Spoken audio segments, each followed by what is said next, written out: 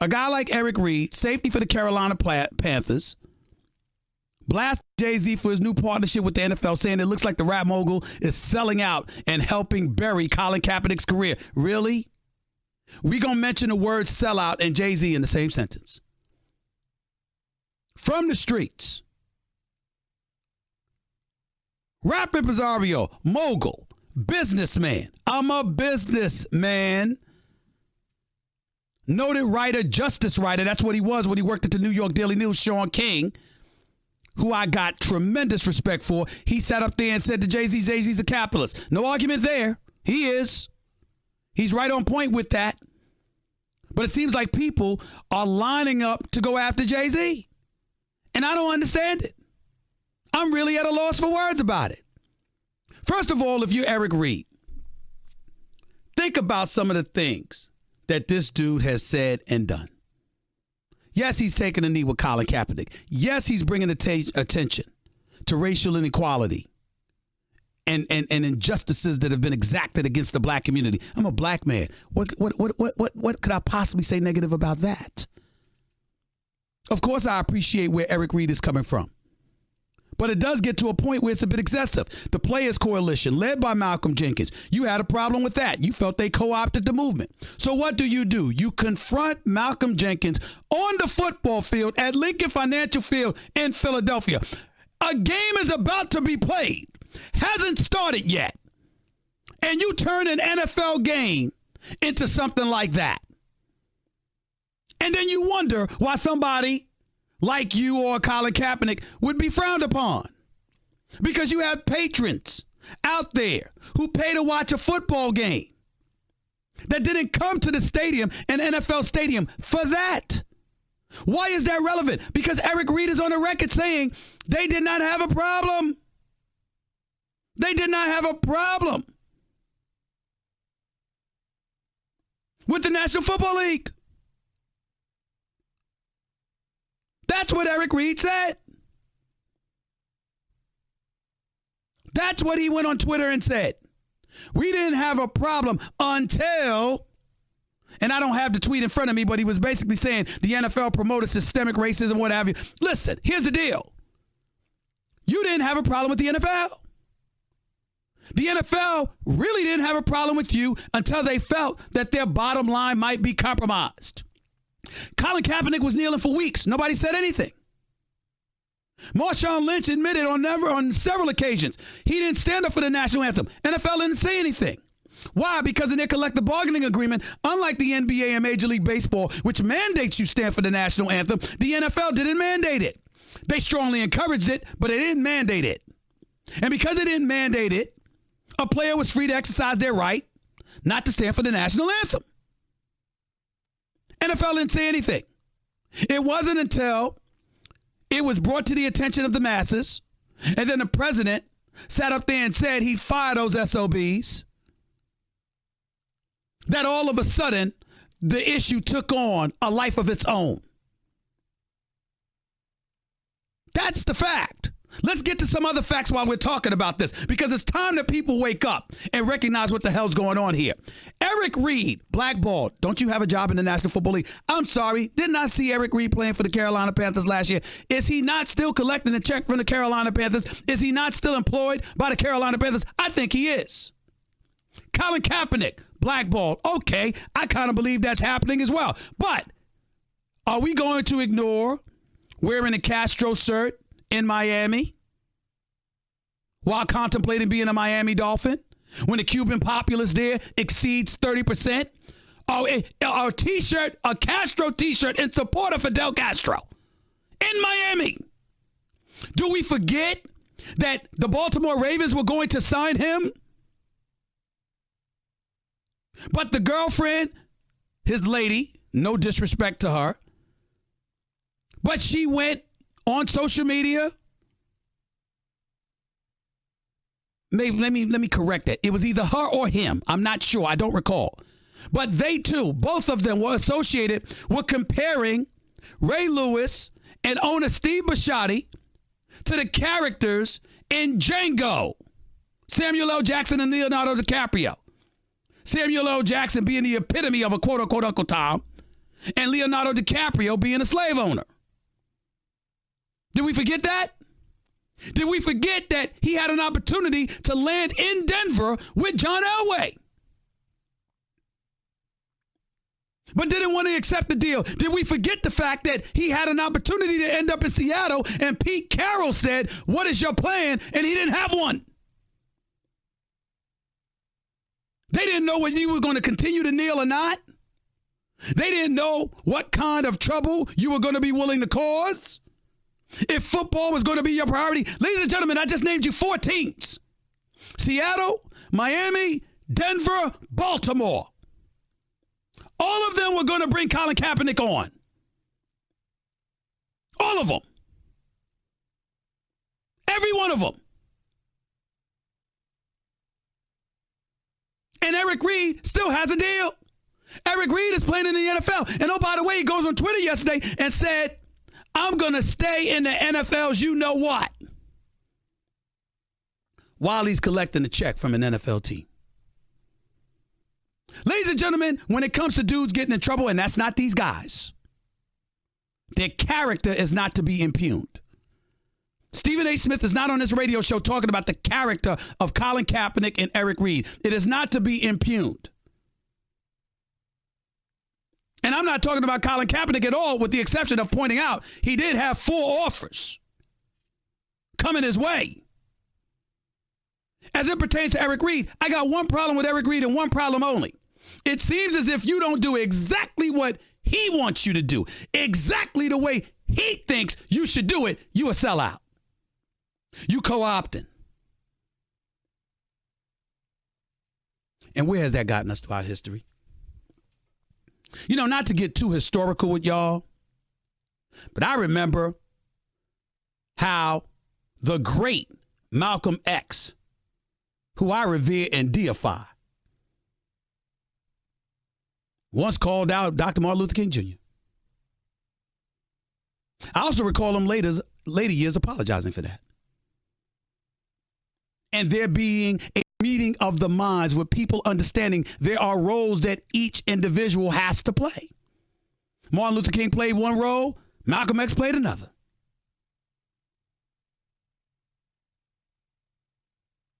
Martin Luther King, give peace a chance. Malcolm X, eye for an eye. I'm simplifying it. Obviously, it was more complicated than that, but you get the message. Last time I checked, we revere both. Who's to say that there's one way to skin a cat? Here's the reality. When you look at a Jay-Z in partnership with the National Football League, what was Jay-Z essentially saying? Keep on protesting. I have nothing against any kind of protest. What I'm saying is it's all about things turning into actionable things at some point in time. Yes, you protested, but now what is it about? Where is that getting you? If you're Colin Kaepernick, the goal was to bring attention to addressing racial inequality and injustices in our nation. Hasn't he achieved that? I'm talking about specifically what he said his intent was, to bring attention to it. There is a deal with the Players Coalition for $89 million to contribute to causes pertaining to African American and desolate communities within our nation. It doesn't stop there. There's a plethora of things that the NFL has been doing. I'm going to talk about that a little bit later on in this show. And Jay-Z, sellout? Really? With all the things that this man, through his music, through his entrepreneurship, the African Americans he employs, he not just cashes checks, he cuts them. Talk about from rags to riches, where he's from to where he's at, what he has done, what he has epitomized, what he has represented in our community. You would call him a sellout just because he did a deal with the National Football League? Have you lost your damn minds? Really? The NFL is in partnership with with Jay-Z and Rock Nation.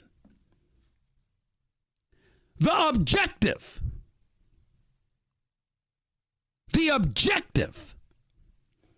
is to do things that make a difference in a positive way towards our community.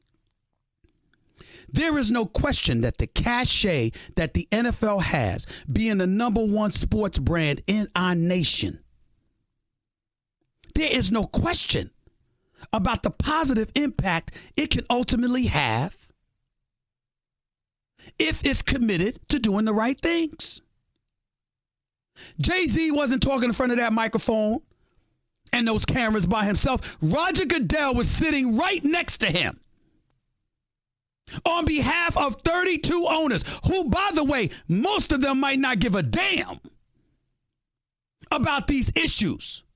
But who are we to legislate people's minds and hearts? At the end of the day, if they're donating their resources to the right issues and the right causes, what the hell do you care? Why does that matter? Do you really give a damn that I care what Bob McNair of the Texans actually thinks? Or Daniel Snyder or somebody else? If they're pointing their resources in a direction that ultimately benefits our communities, isn't that the bottom line?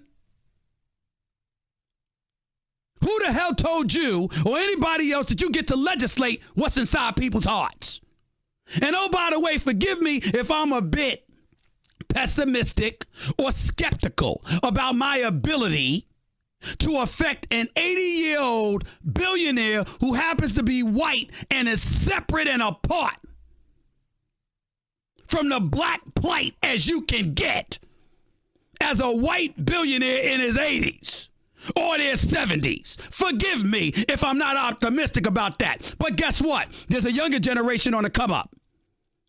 And if those resources are pointed in the right direction, connected with the right people whose hearts are in the right place, and they're committed to doing good, and that in essence has the power to influence the younger generation on the come up, white, black, Hispanic, and otherwise, what do I care?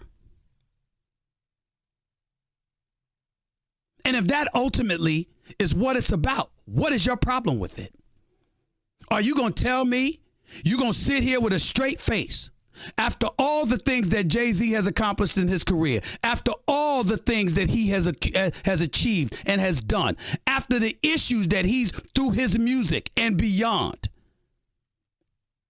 all the things that he's addressed as it pertains to the black plight, the minority plight in this nation and throughout this world, are you going to tell me you're going to legitimately associate the word sellout with him? How fair is that, Eric Reed? How fair is that? As a black man, I appreciate the fact that Eric Reed's heart's in the right place. I truly do. I appreciate the fact that Colin Kaepernick's heart may have been in the right place. I truly do. But if I disagree with an approach, or if I disagree with this one thing that you may do, that doesn't mean I'm against you. It means I respectfully disagree with that. I disagree with Eric Reed going up in Malcolm Jenkins' face on Lincoln Financial Field before a game to address this issue. I disagree with that. He's wrong. You can't run into Malcolm Jenkins at any other time? You're going to jump in his face before a National Football League 1 o'clock game on a Sunday afternoon on the field in Lincoln Financial Field in Philadelphia to address this? It ain't right. You think that your way is the only way. It ain't right. You think everything is about Colin Kaepernick getting a job when Colin Kaepernick himself said, it ain't about me. It's about us. I don't like the fact that Colin Kaepernick is without a job. I think he deserves a look. You can't tell me that Colin Kaepernick can't be a backup quarterback in the NFL right now. But 4 teams wanted to bring him on board. He wanted their uniform. He wanted their money without wanting to give anything in return as to what they felt they would need to make sure their bottom line isn't compromised. Who do you know gets to take that position and get a job in America? White or black or Hispanic or Asian American or Native American? Jews, Gentiles, doesn't matter. Who gets to do that? Who gets to have their hand out for somebody else's money and before they even get it, say, look, kick rocks. I'm going to do what the hell I want to do. Suck it up and deal with it, but give me your money. Who gets to do that? Who gets to do that? Y'all know the answer to that question. Grow the hell up. Stop acting like you don't know. 888-SAY-ESPN. That's 888-729-3776. You're listening live to the Stephen A. Smith Show, ESPN Radio, ESPN News. That was Straight Talk Wireless. Everything for less. Only at Walmart. We'll get to your calls and more in a minute before John Fox comes on with us to start off hour number 2. Talk some NFL action. By the way, do you have frequent heartburn? Like the kind where you have an acid stashed everywhere in case it pops up? You know what I mean. You keep some in your bag or your desk or your car or